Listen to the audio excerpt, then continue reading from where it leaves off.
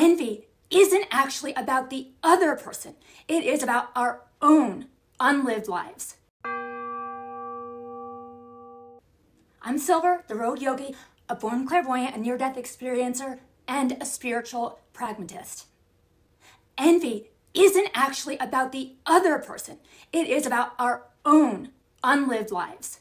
In that context, you begin to see why envy is our most common and accepted cultural reflex. We don't resent people because they have more than us. We resent them because we think they have what isn't available to us.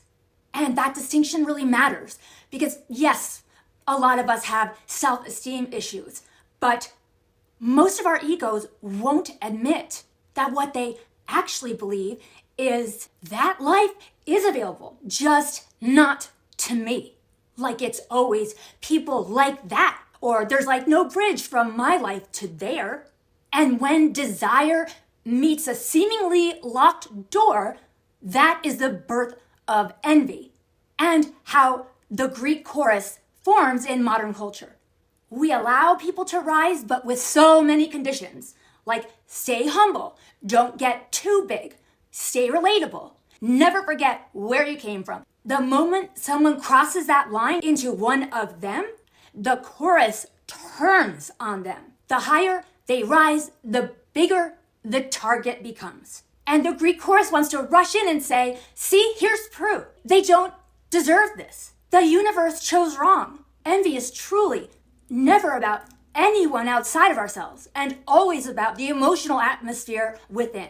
And until we admit that truth to ourselves, we're still going to be that culture of people who are so ruthless to people who do come into good fortune.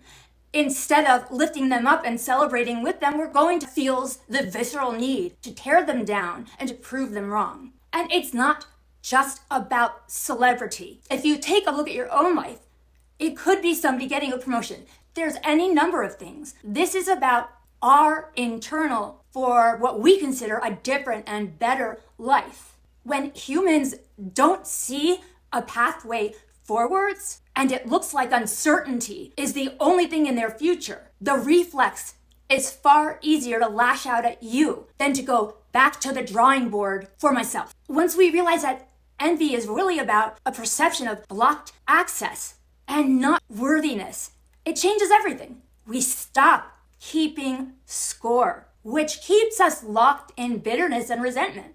We can ask ourselves, like, is that wholly true? The universe is not like a selective store, just like God is not Santa Claus. It's a prime time for us to do self-reflection. Am I lonely? Am I worried about my finances? It's a time to look within and not lash without. What is yours?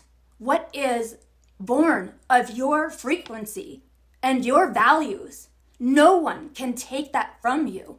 It's just a matter of shaping it and going back to the drawboard to really take a look at your path forward. What do you want it to look like? What would you have to do to get from where you are now to where you want to be? It's an exercise in practicality. That's the hidden gift of envy. If it's used in the right way, it can be a way for us to reclaim our own unlived lives. Drop a purple heart in the comments. If you've made it to the end, thank you. I'll meet you in the next one.